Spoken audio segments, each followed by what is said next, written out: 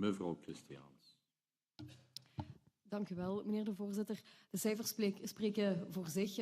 Laattijdig betalen of zelfs niet betalen is niet alleen een groot probleem voor de individuele onderneming of werkgever, maar is ook een economisch probleem.